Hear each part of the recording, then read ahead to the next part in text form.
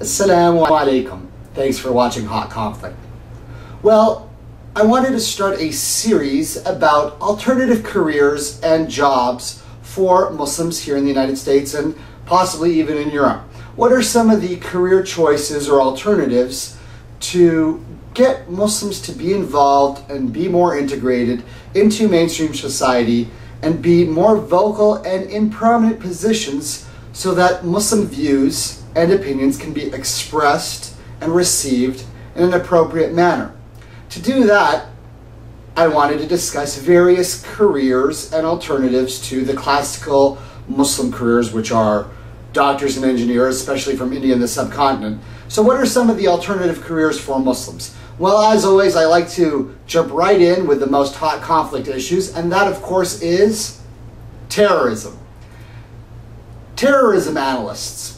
One of the new careers that has become quite prominent, especially since 9/11, is terrorism analyst.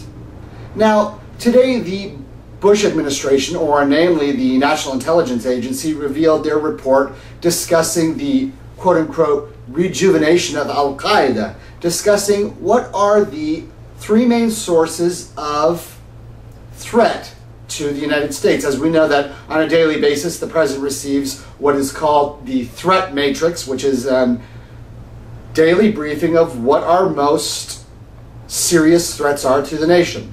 Now, we've known that Al-Qaeda, the organization that was originally founded in Afghanistan, is now being linked and connected to many other organizations. Al-Qaeda did not exist in Iraq during the Saddam Hussein dictatorship, but now there seems to be Al-Qaeda spreading everywhere. The brand of Al-Qaeda is spreading. AQI, Al-Qaeda in Iraq, as it's now known, has branded itself as a part of the Al-Qaeda network. This network that formerly didn't exist on a large scale. We're seeing pop-ups of individuals with similar motivations branding themselves with the Al-Qaeda name because, well, the West has done so much to propagate the Al-Qaeda name and create a fear and apprehension from Al-Qaeda that now it's become useful for any Joe Schmo who has a disgruntled view against the West to brand himself as Al-Qaeda, thereby propping themselves up to be much greater than they are. So the National Intelligence Report suggests that the three main threats are, one, the Al-Qaeda network, as they're now calling it, because we in the analyst field know that it's not as cohesive of an organization as the general public thinks, but they quoted them as saying the number one threat is the Al-Qaeda network. Secondly is the Lebanese Hezbollah terrorist organization that some analysts say are involved in what's going on in Iraq and then also in Palestine and the Israeli conflict. And third, believe it or not, is non-Muslims. Yes, non-Muslims terrorists. If you didn't know that that was possible, just remember back to Timothy McVeigh when we're talking about individuals who, for their own personal reasons, decide that they are disgruntled for whatever reason and take matters into their own hands. So going back to terrorism, a terrorism analyst. What is a terrorism analyst? Generally, it's a person who works for a think tank or a nonprofit organization, perhaps an academic or a journalist, or somebody in the media who spent a lot of time covering wars in different places, or possibly former government officials from the CIA or the FBI who are able then to create a brand for themselves as analysts because of their experience. Some of the most well-known current terrorism analysts in the United States are Stephen Emerson of the Investigate Project.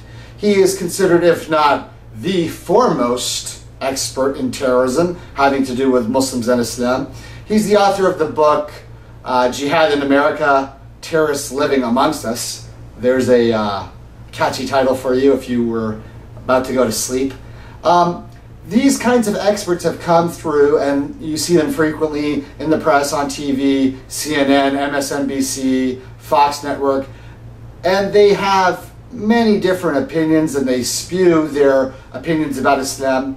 They're not familiar with Muslim ideology or familiar with what Muslims believe, other than the fact that they know that they have to fight against Islam. And so they become very well respected in the media as authorities, quote-unquote authorities to go see. Stephen Emerson is one. Another well-known analyst, terrorism analyst, is Evan Coleman. He's the young man who started a blog or a website called globalterroralert.com, where he has been collecting data and information about terrorism. He has a book talking about the connection between jihadists from Afghanistan to Bosnia and what their connections are and how they work. These people have come up and created themselves or propped up as experts. In many cases, other analysts look at people such as Evan Coleman, they call him the Doogie Howser of terrorism analysts, and they've made themselves out as experts and have been respected and given authority by the press and the media. Coleman writes about experiences from Bosnia to Afghanistan, being someone who I personally was in northern Pakistan in the so-called tribal areas in the late 90s, and also in Bosnia in the early 90s during the war. Understanding how the Mujahideen move and what their motivations are is something that not anyone can do. And oftentimes we see many experts come into the field and they're unfamiliar with the true background and understanding. And this is an area where Muslims need to step up and start getting involved. Another well-known so-called expert is Laura Mansfield, who has her own website. And what she does is she did a lot of work with the government, working for different government agencies in the foreign world, learned Arabic, and her website is specifically a niche website which deals with terrorism tapes and terrorism audio websites, and she goes through and translates that information, and then she runs a membership website which is quite lucrative and prints out books and reports, and other organizations and entities become members with her site and buy these reports or buy the translations of these tapes to better understand what these messages are and what the meaning is from people like Osama bin Laden and Zawahiri and some of the other so-called spokesmen for Al-Qaeda. Now, it's interesting that in a lot of these fields there are not a lot of Muslim experts. And considering that Muslims would be the most well-versed in Muslim theology and Islam, it's strange to find that we don't have a lot of very mainstream, well-publicized Muslim experts. Is it because there are none in existence? Well, I'm sure there are some who get sidelined, but it's time for other Muslims who are familiar and who have traveled and who have done work with different relief organizations all across the world, who are involved with local communities and other masajids, who are connected to the shuyukh or the imams in various countries, to step forward and start to write letters, get involved, or consider taking up the field of terrorism analysts. It's a well-respected field and can be very lucrative, and an area where Muslims need to get more involved.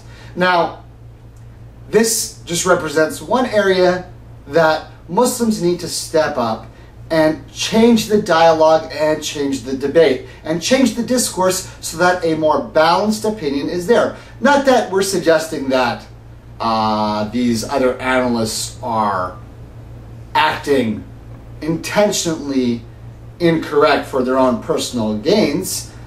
However, it is important for people from the faith of Islam who are involved in the West to step up and take the lead in areas where they will have the most expertise.